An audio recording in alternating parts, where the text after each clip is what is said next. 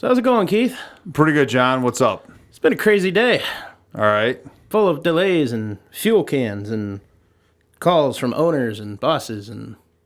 Yeah, it's basically my bedtime, too, so you got to cut to the chase I'm on this sorry. one, or no, what? that was it. It's just been a very hectic afternoon trying to do this. Okay. I think I'm done. Well, you know, you're John, you're not a religious man. Or, I mean, I'm sorry, I'm not a religious man. You're kind of a religious man. So I know you kind of believe in the whole afterlife thing and everything. Mm-hmm. And I had somebody ask me, I don't know, a couple weeks ago at work, they're like, hey, do you believe in heaven? Okay. And you know the answer I gave him? And this answer was totally made in heaven for today. And this is I'm not making this up. This is a legitimate thing. I told him, I says, as long as there's cars and they serve good booze and barbecue. I like it. Now tell me that was not meant to be for what we're going to do today. I would say yes. Yeah, so anyways, we're going to bring on a special guest. Sounds good. We need to talk to him. You ready? I think so. Let's do this. Wing it, I'm calming down.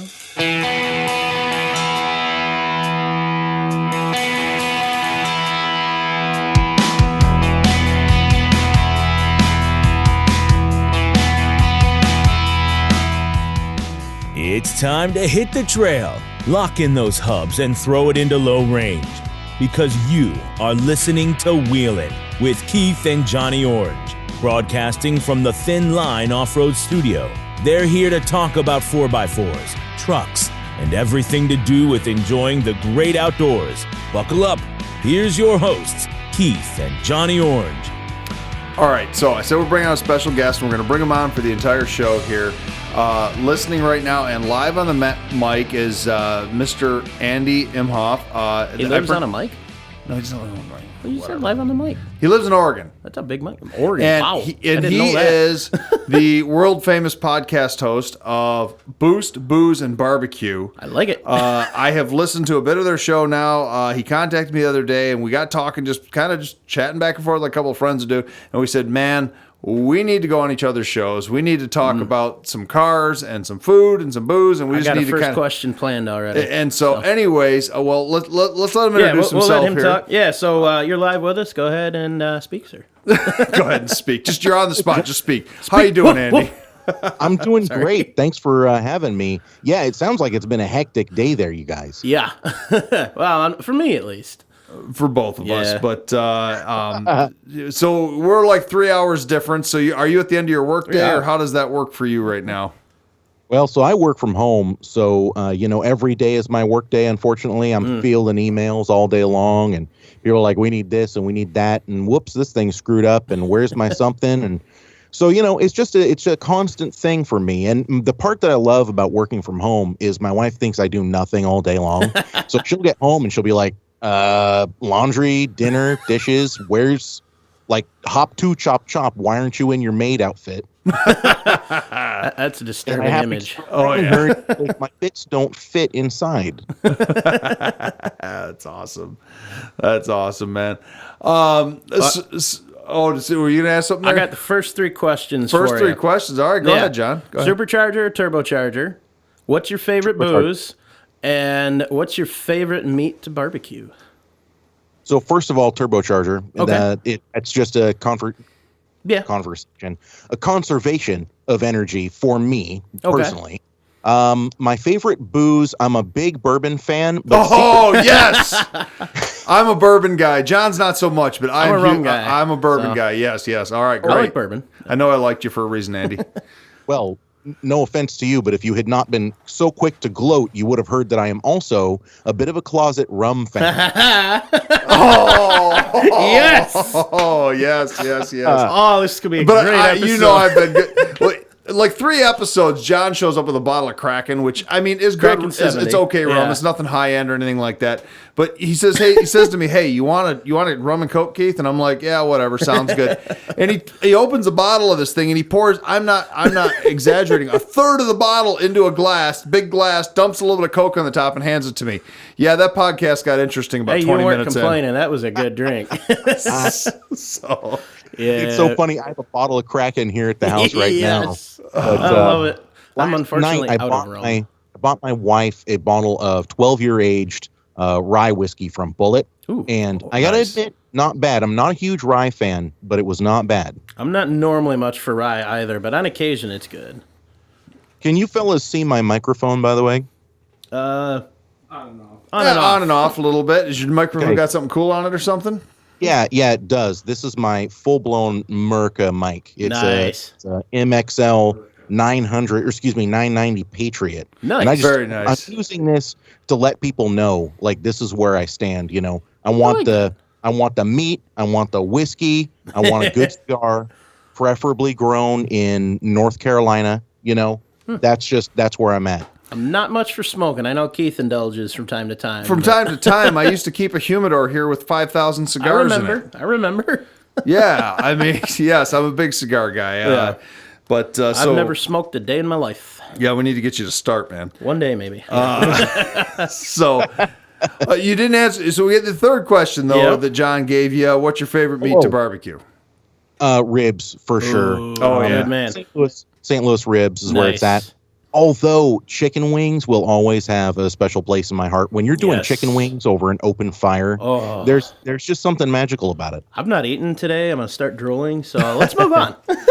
Well, you But know, I agree even that's a match made in heaven, as John knows. Yeah. My mom owns it's a Thumb of Michigan famous restaurant here called Foxfire Fixins. It is a redneck Southern barbecue. They call it redneck fusion, is what they call it there. They've got gourmet food and then they've got barbecue. All their meats are done on a smoker out front. Their ribs, the meat's about 1.5 inches thick on. It's an amazing place to go and eat. That was actually the brainchild of my late father who passed away last year, but he was a butcher for over 20 years. And so he was completely anal about the quality of the meat that came into that restaurant. And that's really what my mom and my brother, who now run the restaurant, they are too. So people have been known. Just the other day, we're still shut down here. I don't know if you are in Oregon. We're only allowed to do takeout. I'm over at the restaurant and this truck pulls in and the guy had driven from over 2.5 hours away just to pick up Wow. some ribs for takeout. And Wow. so that was really cool to hear, you know. So yeah, they're known for their ribs. They've got like the best ribs around. I drove an hour for a burger once. Well, a see, burger and a there you go. beer. There you go. But hey, Andy, tell us about Boost Booze and Barbecue. You're our guest, so we need to hear a little bit about you. What's your podcast all about? Why should our listeners check in and check out? Our listeners probably would love what you do. So I'm gonna look it up right now. yeah, there you go. Don't start listening to it on the show I'm though. not gonna listen to it. I'm just gonna look it up. Tell us why they should listen to you. We hope they do. So plug your show. I'll tell you what, man, we really do everything, or excuse me, all of the finest things in life, if you know what I mean. So off air, I was telling you, if anybody ever goes to a big race event, and it could even be NASCAR, when you're walking through the pits, the one thing you'll notice while the cars are going around or after races are done, and I'm talking about, okay, let's put this scenario in there. A car gets wrecked out early on in the race. Now they're just going to pack up and head home. There is a barbecue fired up, and the team is outside drinking beers and standing around it. So boost, booze, and barbecue all it. go hand in hand, one and the same, whether you're on the Wheelin trails, whether you're on the racetrack, drag racing, NASCAR, it does not matter. Those three things are ubiquitous to pretty much everything automotive. Even my buddies that don't know how to cook, they all have grills. Well, you're right. I mean, it is. I've spent my life around racetracks. I haven't done probably as much as you have, but you're right. I've seen that before. And what a great marriage of things. I mean, that's a great, I love the idea for your podcast. That's really cool. I'm going to have to listen to it more. I'm going to really have to, like I said, I was able to catch about 20 minutes while I was wolfing down a sandwich at lunch today. And I was like, man, these guys are right on point. Love your banter back and forth. You got a co-host, right? I do. My cousin Coy. He's the funniest person in the world because he's got like 145 IQ. So he's a certifiable genius, but he works as an underground driller. What are the horizontal drills called? Do you know what I'm talking about? Oh, yeah, cross drilling or boring. Yeah, directional boring, stuff like that. Mm-hmm. Yeah, so he does that, but he basically just turns off and is able to do his job 110%. And so he'll just sit there and just think, right? And so he'll come in and I'll be like, all right, Coy, you ready for the show? And he'll just be like, yep, been thinking about it all day. And I mean, he's just like breaking it down, notes in front of him, A, B, C, D. These are the things I think. And he's just fast, on it. And so it makes for a really, really good show. I feel like my talent really is being able to talk to people, especially when I interview them and be able to, bring the conversation around and stay on point and stuff like that.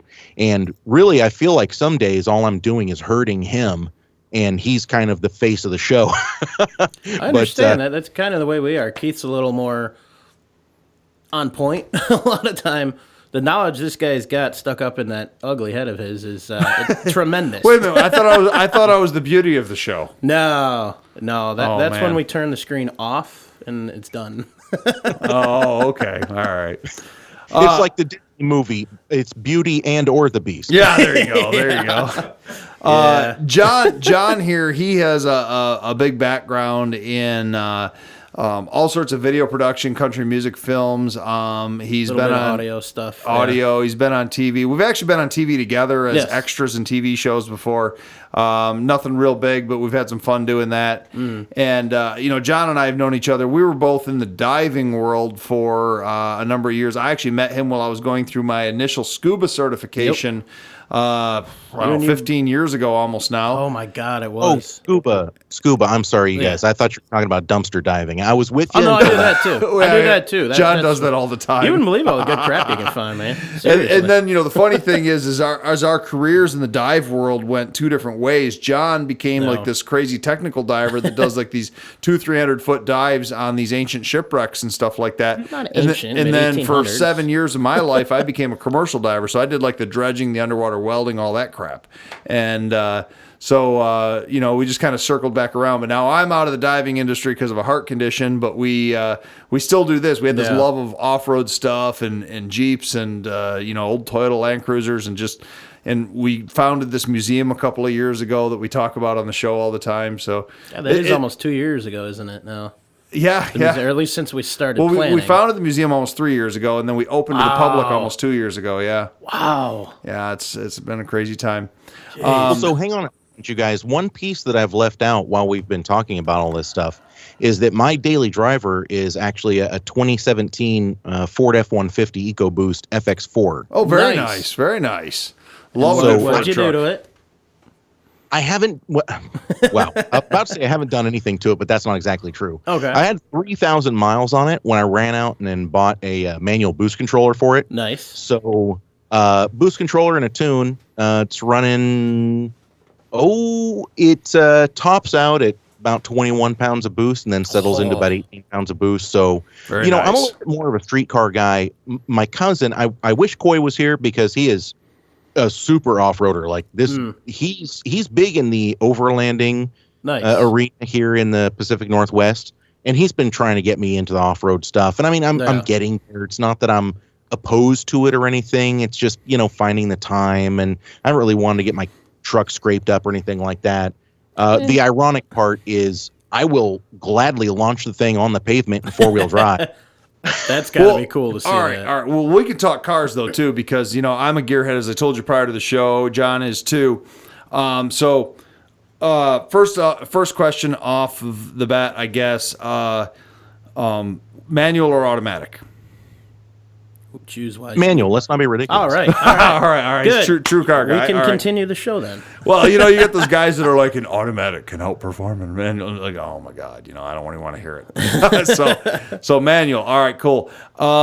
And Front wheel drive or rear wheel drive?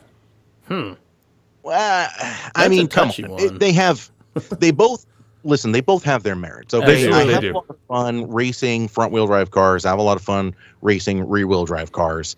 Right now, I'm part of a show called Clutch Kick Radio. It's all about drifting in the Pacific Northwest. So, I mean, I'm not opposed to rear wheel drive, not in the slightest. Yeah. And now, however, I have had a number of front wheel drive cars because, like I said, I was into track racing and autocross, but it's just a little bit easier to pick up stuff like that. And, you know, the simple fact is I'm kind of a dummy, and I found this love for like late 80s, early 90s Mazdas. I have no idea why. It's literally the worst car to start. So just don't, okay? Don't do it. Anybody listening right now that's 17 years old and like, what kind of car should I get? Don't do a 1989 Mazda 323. It's not worth your time. Yeah. Well, I mean, they always say they're not worth your time, but I mean, John's been tinkering with a 1987 Jeep XJ Cherokee that's rotted in half for the last, 15 years. So, 10. you know. Nah, this July makes 11. He just said it. It's not worth your time, man. No lie. No, I've done it all on a budget. I've probably got less than $2,000 into the whole thing. Yeah. And I've got almost everything to complete it. Fun fact for you, I had a neighbor when I was a teenager that had an XJ, and he took the doors off because he said, I want to be like every other Jeep. Well, yeah. Idiot. What happened, but when he brought it home one day, his B pillars and the C pillars in the back had kind of it half twisted and half folded. And I was like, what happened? And he said, oh, man, I did some awesome thing and everything just, but it was awesome. Yeah. And I looked over at a buddy of mine. He's like, no, he just was driving like this and it tacoed. Yeah. Yep. Yeah. Mine, the rocker panels on both sides are 2x6, 3/16 wall steel tubing. So that'll support most of what I can throw at it. And I haven't done any of the uniframe stiffeners or anything yet. I'll eventually probably do that. But it's got an old Skyjacker subframe front kit, so that'll outlast everything else on the thing. That is so stout and beefy. It's insane. Heck yeah. And it is a solid build. For what it is, what I've got into it, I'm not to toot my own horn, but it's impressive just looking at the grand scheme of it. Like any car build, though, you're not going to get your money back out of it. Oh, God, no. You know? I gave that idea up a long time ago. Is it a 4-liter? Yes. Yep. Inline 6. So it's got the old Renix 4-liter. Yeah. So you're good to go. I mean, that thing is going to go a bazillion miles. It's never going to have a problem. It's got 228K on the clock now. And I did the HO head swap on it so I could use later intake manifold, exhaust and everything. I did everything you could do to a stock engine using stock parts. And when I took that head off, there were still factory crosshatch marks on all the cylinder walls. I mean, it was beautiful. Wow. So, yeah. The weird thing is about those motors is when you put a turbo on them, they sound so much like every other straight six. I'm not going to say that they sound like a Supra, but they definitely turn heads. You kind of turn a head and you're like, holy cow, that thing sounds like it's ripping. What is that? Yeah. And then this XJ goes past you at 30 miles an hour. There's a guy, so the AutoZone I used to work at, there's a guy there right now, I believe Nick's his first name. He just turboed his 4.0. And he had to get a computer for it because his is a computer still. But he showed me a video of him just revving it up, parked, and oh my God, that sounds good. Oh, geez. It sounds good, doesn't it? Yeah. Yeah. Well, since we're kind of talking engines, Andy, you got an interest in getting into our technical section that we do here in the middle of the show? Yeah, dude, absolutely, yes. I want to ask you one more question then, before we go to break real quick. Carburetor or fuel injection? I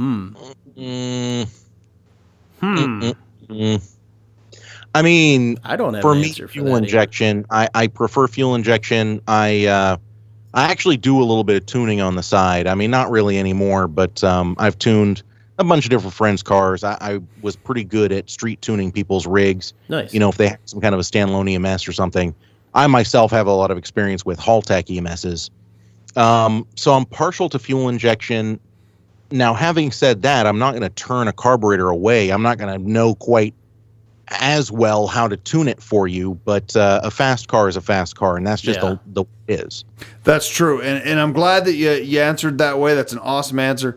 We're going to take a quick break, and then we're going to talk a little bit about fuel injection, and I'm going to tell you why. So let's do that, and we'll be back in just a second. Sounds good. We'll see you guys in a minute.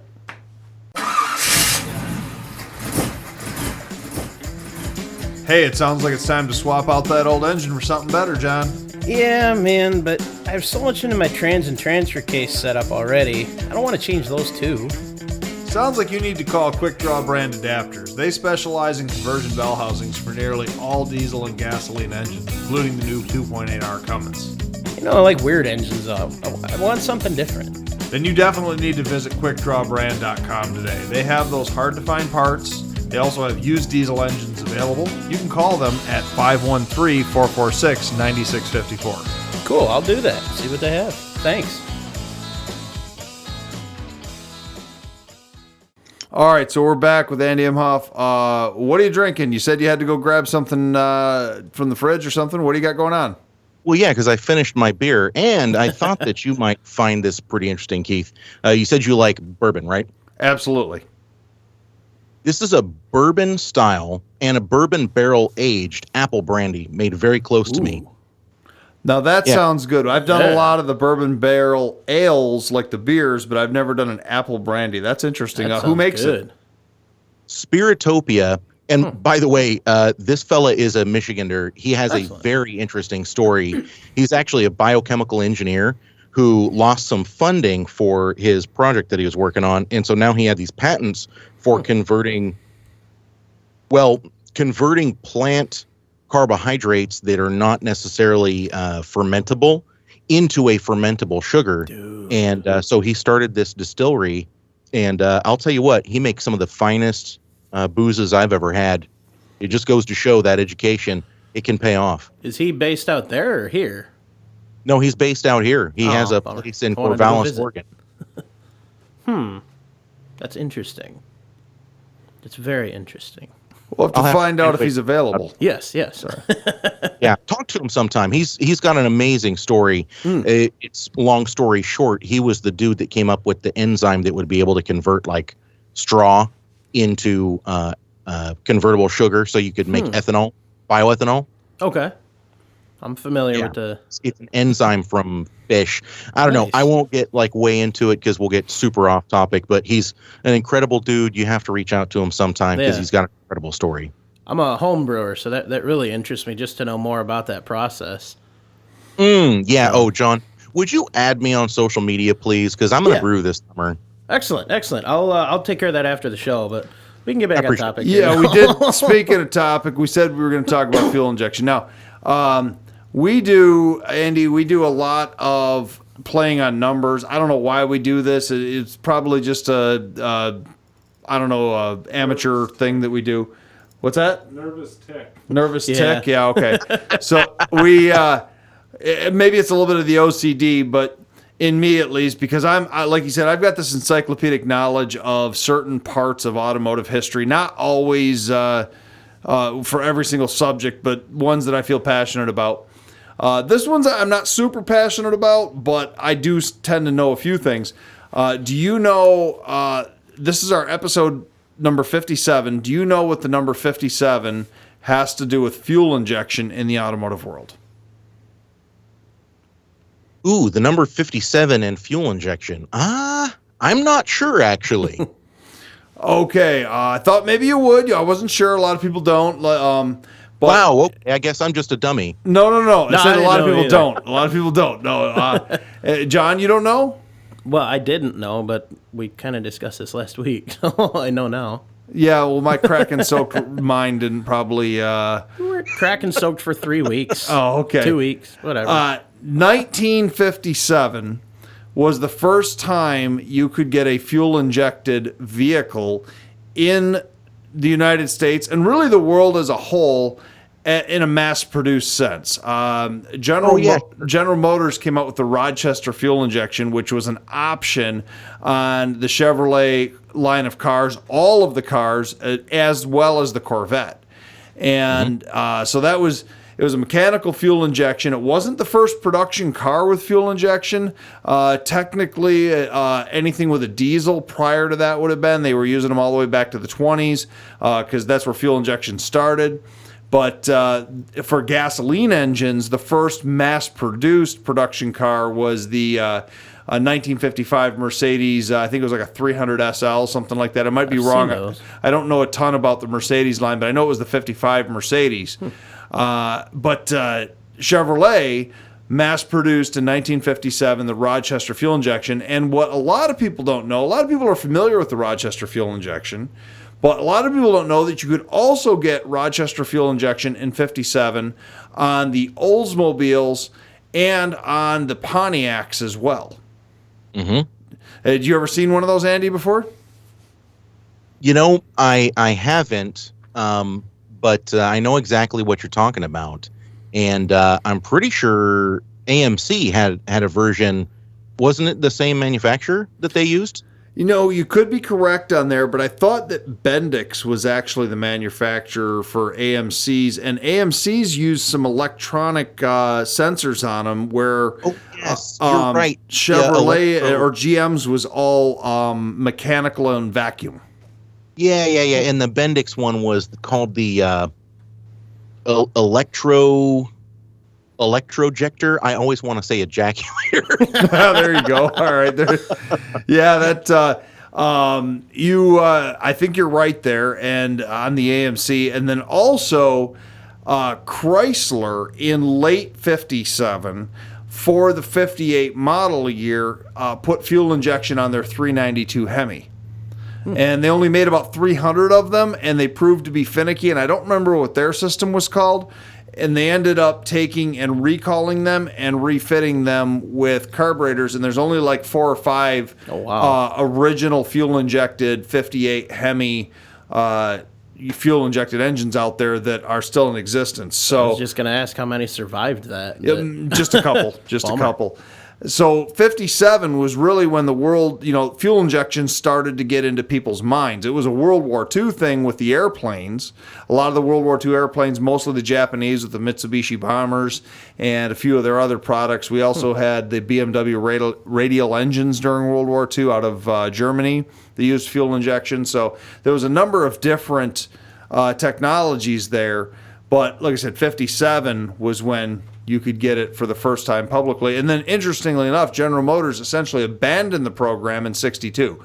They ran it up till 62, and then they went back to their big block engine program when they started introducing they had the W heads, and then in 65 the big block Chevy. They just go back to carburetors, or did they use someone else's fuel injection? Went back to carburetors. Huh. Yeah, now, I know you're talking about production fuel injection, but I'm fairly certain the Hillborn mechanical fuel injection system was earlier than that. Was that not a factory option on the Corvettes, or did that come later on? I believe it was later on if it was a factory option, but you are correct. Hillborn was right after World War II. Was that Craig Hillborn? I forget right now off the top of my head. For some reason. I could be wrong on that, but Hillborn fuel injection was another mechanical fuel injection. It was kind of a modular system that he built that you could go single Hillborn injectors per cylinder, and it was kind of a neat setup. And they still make them today. They reproduce them. But the Hillborn injection does predate for an aftermarket and racing application fuel injection. And so that was all the way back in like 46, 47 right in there when they were starting to mess with those on flathead Fords and, big Cadillac engines and things like that. This is, 7 years before the small block Chevy even came out. So they were messing around on earlier V8s at that time. So fuel injection, basically World War II, boom, fuel injection was in people's minds. And the next couple of years, a little bit to trickle out to the consumer market. Yeah, exactly. As most military technologies do. Exactly. And then, of course, by the 70s, late 70s, early 80s, some manufacturers started playing around with throttle body fuel injection again. They brought fuel injection back. And so, sorry, can I interrupt you, Keith? Yeah, sure. What do you think about throttle body injection? Because I kind of have a love-hate relationship with it. I have seen some guys recently. Listen, It's not particularly efficient. We all know that. Yeah, it's but I've seen some guys recently who have been setting up like a mega squirt system, an MS3, on a throttle body injection, and they'll replace the 2 injectors with just massive, monster injectors. I don't know, 160 or 170 pound or whatever it is. Maybe it's 210 pound. Good and Lord. I'm noticing that they're starting to kind of come back around as a very simplistic solution, especially as you start seeing people getting the older LT1s out of the, late 80s, early 90s rigs. People are starting to work on those a little bit more. It seems like, or maybe they've always had a following and I'm just starting to understand it now. I'm sure your listeners are going to have a lot to say about me saying that, but I have noticed that the TBIs are coming back around, and it makes me kind of wonder if we're going to start seeing like some junkyard hybrids where guys are getting fuel injection, multi-port injection, intake manifolds, and then also a TBI throttle body, and then using those for forced induction applications, because now you have that extra flexibility of the fuel. Yes, actually they are. In the off-road world, it's been very popular for the last about 20 years. To take, not 20 or maybe 10, 15 years, to take a junkyard, mostly GM TBI setup. The old Ford TBI setups tended to be finicky, as did the early Chrysler ones. But the GM TBI systems were pretty bulletproof, and they're, people figured out real quick that you could grab a computer and a harness and a fuel pump from a junkyard car, and you could put it on, say, your 258 Jeep Straight 6, or you could put it on your old Toyota Land Cruiser, and you could put a budget fuel injection system. Now, in the off-road world, it wasn't necessarily for a power gain, but it was so you could run the engine on severe angles without it stalling out. And that became a big thing. In fact, have you ever heard of Howell Engine Development, Andy? I have, yeah. Well, they are literally 3 blocks from here. They're right around the corner from our studio here. I've run a couple of their harnesses now. I've been into their shop a number of times. I've run their harnesses on swapped engines and things like that. Bill Howell, the founder of Howell Engine Development, actually donated an engine to us prior to being Wheelin years ago to tinker with an old Oldsmobile Aurora engine. We played with some projects and things like that, but we got a pretty good working relationship with those folks over there, and they're right around the corner, and they're the ones that kind of pioneered that junkyard TBI setup. They started selling a plug-and-play harness, and you could get the other parts from a junkyard and put the thing together, and for less than maybe $800, you had fuel injection on an antique vehicle or an older, carbureted vehicle. Does that work on a Chevy V6? Maybe? Yeah. Chevy V6s came with fuel injection from the factory. Well, not this one. This one's much, much older. Buick V6? Buick, yeah. Yeah, you're thinking Jeepster? Maybe. Yeah, you just put a 4.3 TBI setup on it. No, I got to keep the block. Is that 2.8? Pardon? 2.8? It's the Dauntless V6. I don't know the liters. Yeah, 3.8. Yeah. Okay. Yeah. Here, can you guys hang on for just a second? I got to move the mic away from me. Yes. Yeah, no worries. All right, sorry. You're making fun of me, man. It's not cool. I know I'm clearing my throat a little bit. I'm sorry. I think you're making fun of Mr. Johnny Orange here. That's fine. I don't care. I'm going to sip my water. Yeah, whatever. But anyways, so we're talking about, we're not getting super technical into the injection systems, but they eventually went to more of the computerized stuff. They had the multi-port, the sequential port fuel injection, a lot of different things. One of the things, talking about the junkyard swaps, Andy, that I saw, and I remember thinking about this in high school, I remember thinking of the mechanical of it. Like, why couldn't you take 2 small TBI setups and put them on like a tunnel ram setup and do a dual TBI setup and just wire them, the injectors up, send enough fuel to the injectors, but then wire them in parallel and fire it and have twice as much airflow and twice as much fuel. And I always thought I was insane. I asked a few people about that were kind of into that type of world, and they said, no, it wouldn't work. And now I think I've seen that on 4 or 5 rat rod builds that people have done, and it apparently works quite well. So, You patented your idea back then. Yeah, man. patent my idea of putting junkyard stuff together. But well, you build one, and then I don't know what you do there. What that reminds me of is, the direct injection cars these days. And again, going back to Mazdas, I'm thinking about the Mazda direct injection motors, the like the Mazda Speed 3, right? Or the Mazda Speed 6. Absolutely. those are known for having a ton of carbon buildup on the intake valves because you don't have that fuel washing over them, right? Yeah. And so that's actually a problem with the direct injection motors is you end up with a lot of soot and carbon buildup on the valves because they're not being washed clean by the fuel coming across them. And a lot of the Mazda Speed guys there for a while, especially because it's not a traditional injection. Well, I guess it is a traditional. It's a mechanical injection because they need to run thousands of PSI to do the direct injection. But they've started adding, they used to call it 5th port, and I'd make fun of them by calling it 12th port because I felt like everybody was just adding more and more injectors, right? But some of those guys, they're adding a 5th or a 6th injector in the intake runner just simply because you need something to wash those valves down. And it's kind of fascinating to me how you look at that and you go, oh, well, that's an older technology. Why would someone want to add a fuel injector, a traditional style fuel injector in the system? And it's because there are certain benefits that come with running that style. Oh, yeah. So what you're saying is that maybe they had things figured out with carburetors for 100 years? You know, I'm not going to get all conspiracy theory on you guys, but I have heard time and time again that there are carbs out there that'll run 120 miles to the gallon. You know, we've heard those as well. John and I have fun sometimes with conspiracy theories and things like that. I mean, we've talked, believe it or not, we're an off-road show, but we have talked about ghosts and aliens, and we have talked about government conspiracies. We have we've gotten on and we've complained about our governor here, you know, so all sorts of things. A little bit of everything. Keith, I'm so sorry. Have you been probed? No, but I have had a close encounter of the second kind. The second kind. That's when they make you a ham sandwich, right? I wish. That would be awesome. No, that's when you see the UFO, but you don't see little green men. Yeah. Okay. Yeah. So I actually told it on the show a while ago about how I saw one very up close. To me, it seemed very man-made. It did not seem like it was something made by aliens. I think I saw some sort of government ship vessel thing that we have not yet been made aware of. And you know, that's not so far out there because it's called a blimp. It's not a blimp. Anyways. A balloon, there was swamp gas. It was reflecting off of the light from the full moon on the other balloon. Sure. And, no, you know what? I actually have had one of those encounters too.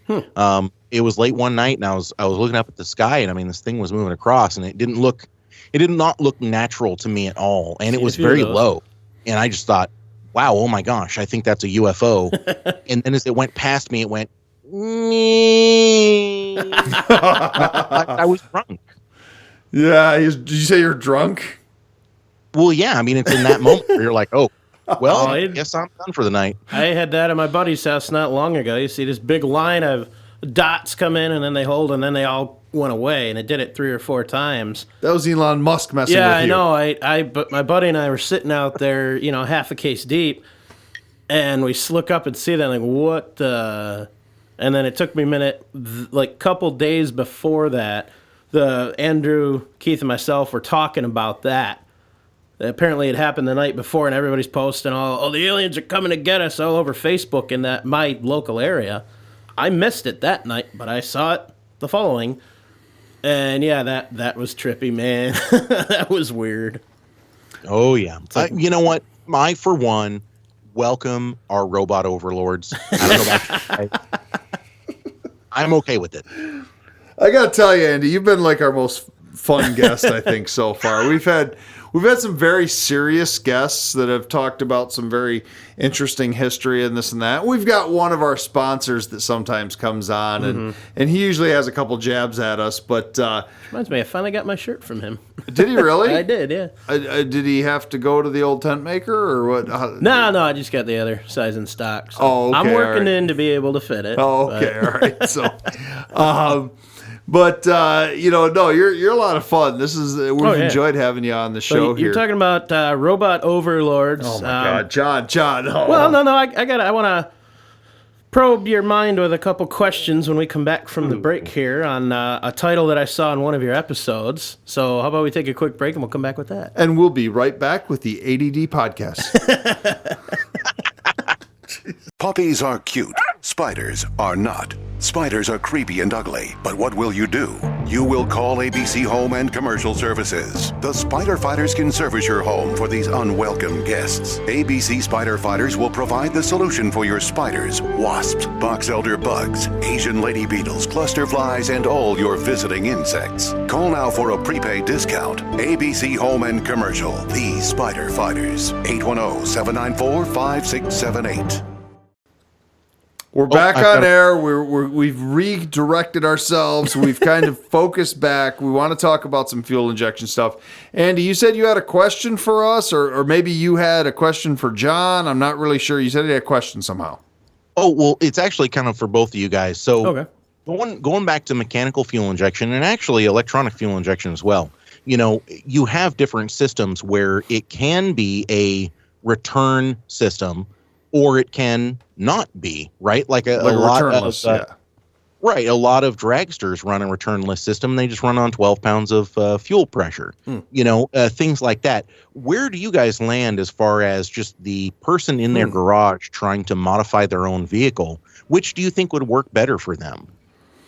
I would think the return system's a little more forgiving. At least easier to bleed out.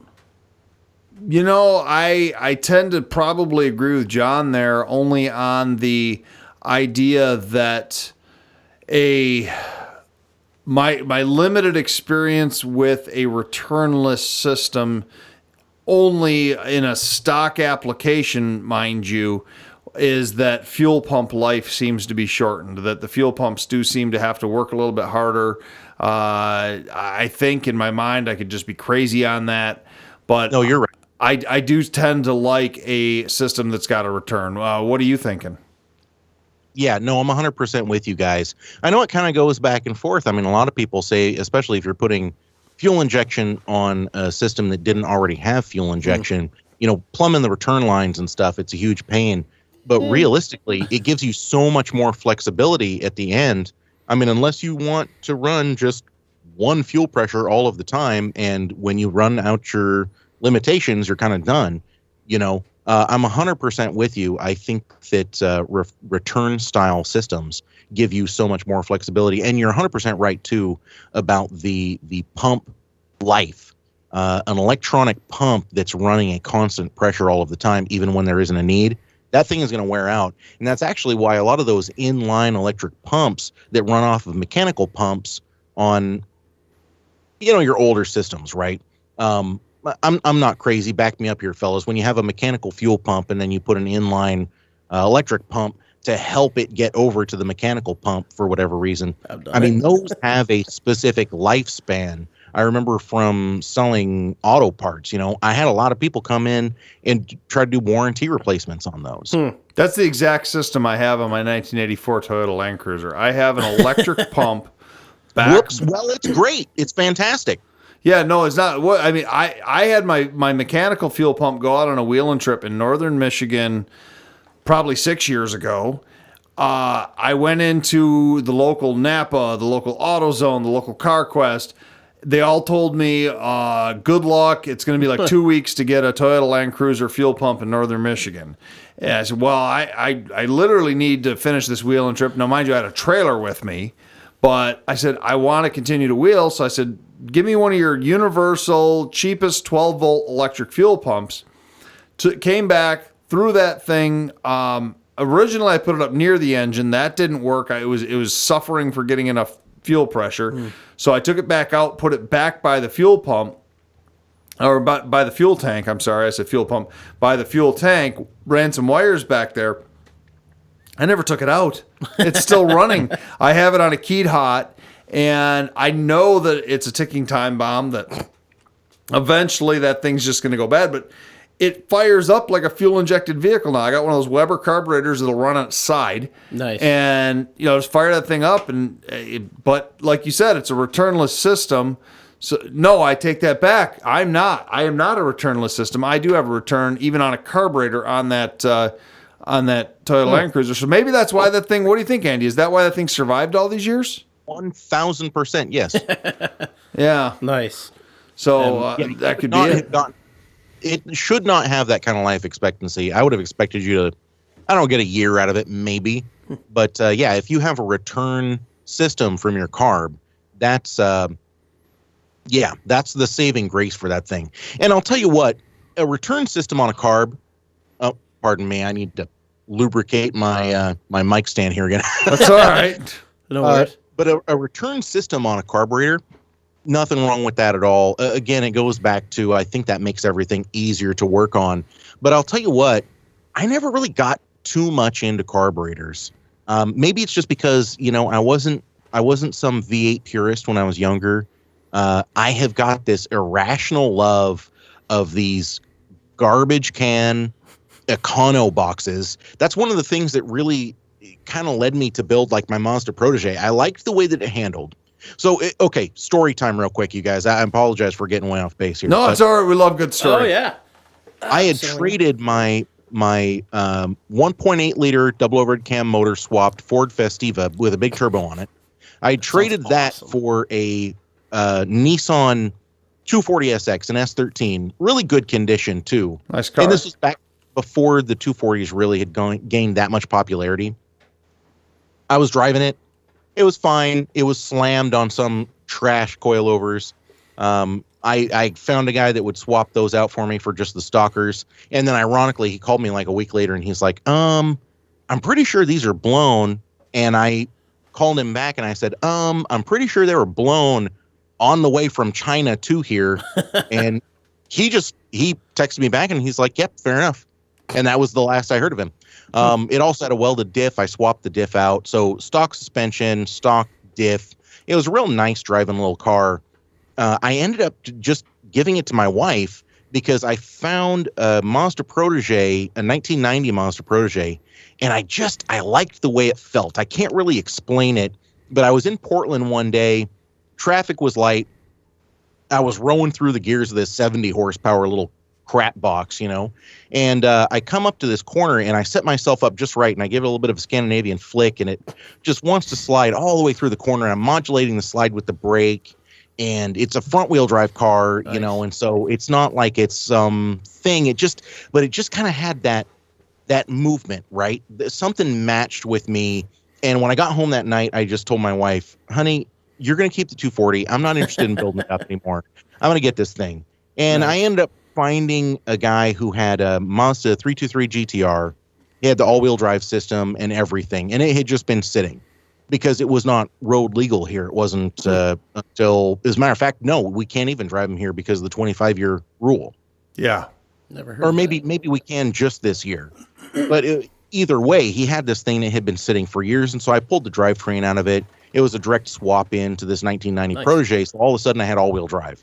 And nice. Then I got the motor built, big turbo. It had a GTX 2876 on it. Like I said before, I got a Haltech system on it. I did a bunch of things to it, and it was putting about 360 at the tire. All four tires, weighed 2,600 pounds. It was a very quick, fun little car, But nice. I guess that's my long way of saying sometimes you just find something that you like and it works for you, and sort of stick with it, And I think that a lot of these fuel injection systems, it comes down to what you grew up with. Yeah. I can see that. I absolutely can see that. And that whole story you told me, and that is awesome. I love the fact that you're basically driving one of the kind of illegal Japanese imports that you just kind of made legal, and that's totally cool. I love it. But the biggest question that I've got there is like, how did you talk your wife into driving a vehicle on the street with a welded diff? He replaced it. Yeah, I replaced it. Yeah. Oh, I must have missed that part. I'm like, you gave your wife a car with a welded diff. I mean, I've been known to like modify my fiance's vehicle, lift it, and put mud tires on it and all that stuff. But I don't know if she'd let me get away with welding the diffs in that thing. He has permanent residence in the doghouse. So. Yeah. No, she loved that car.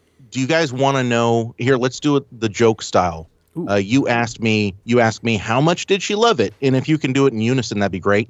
She loved that car. Your cue. How much did she love? Oh, come on, man! You said in unison. We got to ask at the same time. Oh, okay. 3, 2, 1. How much did she love that car? So much that she got 3 speeding tickets in 3 months. Pretty good. I love it. That is pretty good. Yeah. It's like my mom bought a Mercedes at a yard sale. I don't remember what model or anything. This is a 2000 something or many years ago. It's the weirdest joke ever. No, it's not a joke. She was driving this thing. It was driving so smooth. She didn't realize until the officer pulled her over and told her she was doing 110 that she was doing 110. That's a smooth ride. Oh, yeah. Man, that was a nice car. We sold it like a year later. Man. Well, it was when my wife got a letter in the mail that said, if you get one more ticket, your license is suspended. She said, we should probably get rid of this thing before I kill somebody. Nice. Yeah, I can see that. My ex-wife, I built a car for her once, and a young man, Fox body Mustang, 410 gears with a Detroit locker in the back, and it was an ex-drag car that I found that had no motor in it, and I was just going to drop a 4-banger in it for her. Must have been before I knew you. But then at a garage sale, I found a 65 289 hypo. Nice. And dropped that in the thing, and oh yeah, that car was. They don't have to worry about speeding tickets in mine. It barely does 70 on the highway sometimes. You're pushing it, huh? Well, I swapped an 83 Mercedes turbo diesel into a Wrangler, and it is not a powerful engine. I mean, you were talking boost pressures. I'm lucky. I know I need to adjust it. I'm below factory spec, but I'm lucky if I hit 9 on it. Wow. So, yeah, like 60 and below, beautiful.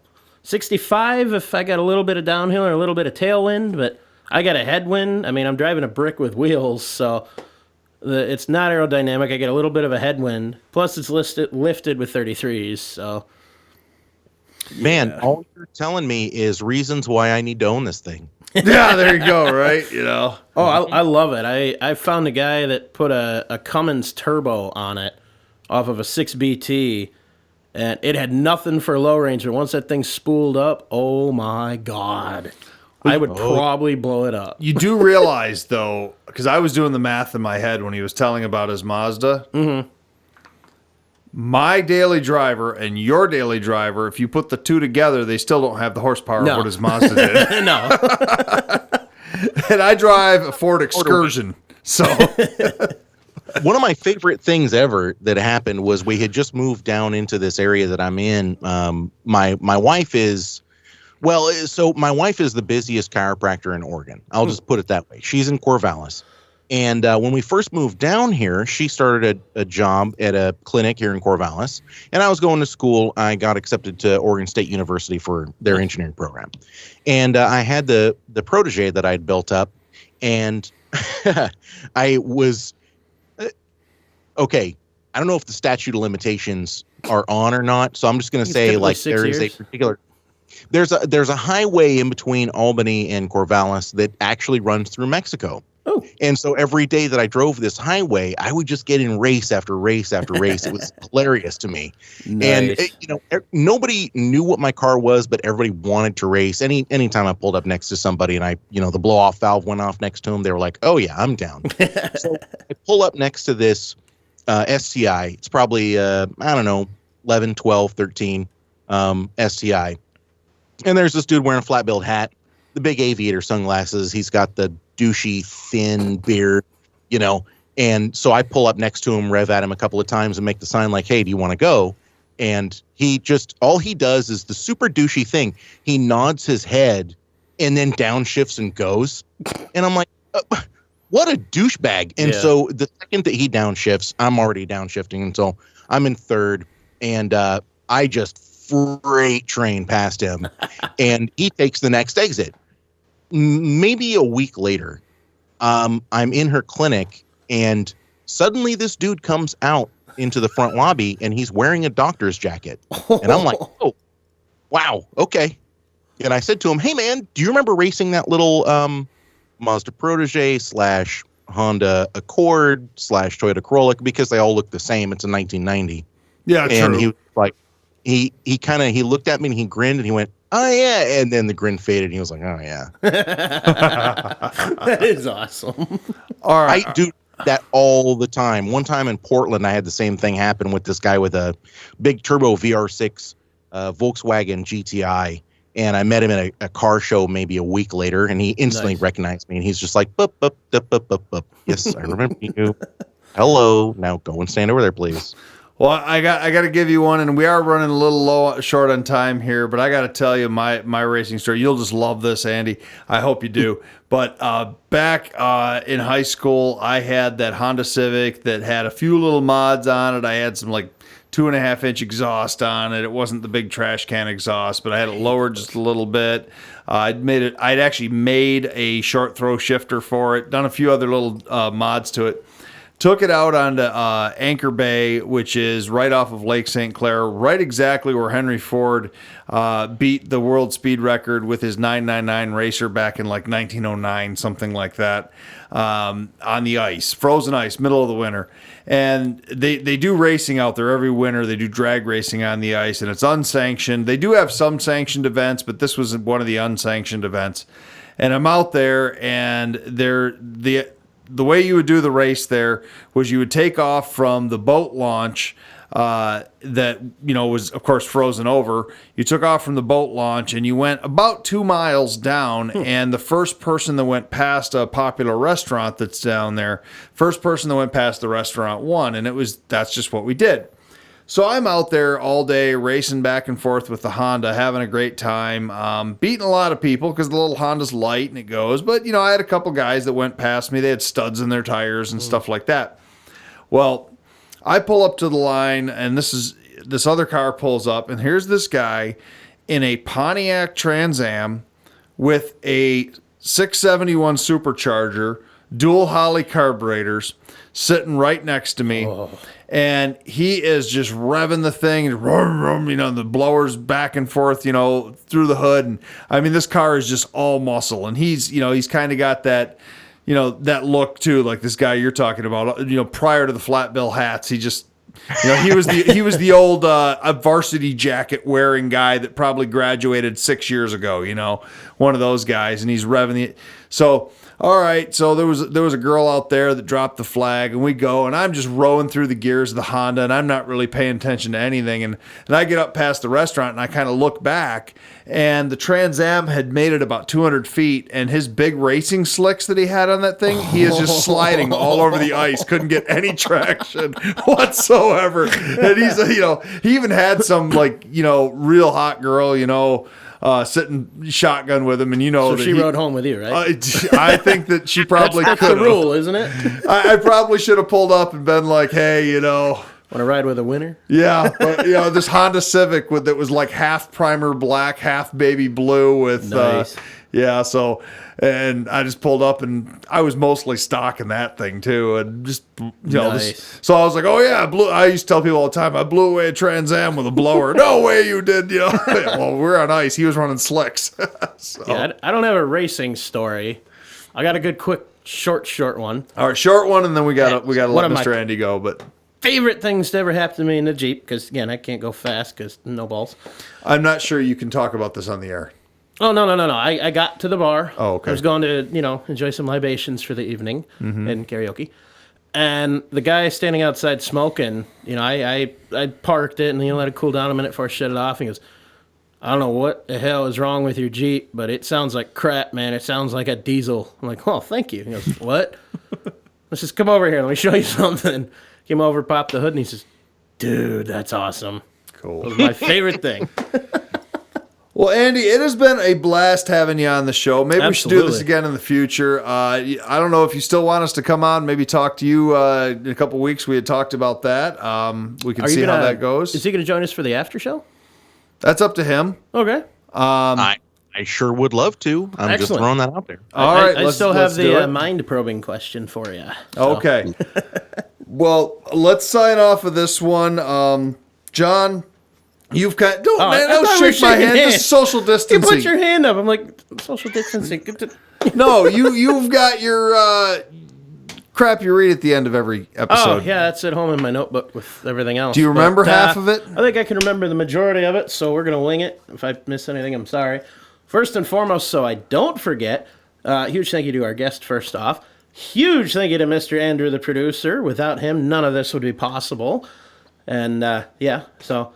If you do enjoy the show, have any questions and comments, feel free to get a hold of us on our 4x4 Talk page on Facebook. Find that facebook.com/groups 4x4talk.com, or just Google search in Facebook 4x4 Talk. Come up, a couple quick questions to get you on the page, and you can ask away. Don't forget to check us out on Patreon for the after show. Our guest today is going to join us for that. Low as $2 a month. You can get access to a bunch of bonus content that we do release. And then if you're watching us on YouTube, make sure you hit like and subscribe so you see future content from us. And I think that's everything. So with that, I'll say thanks for listening and have a good one, everybody.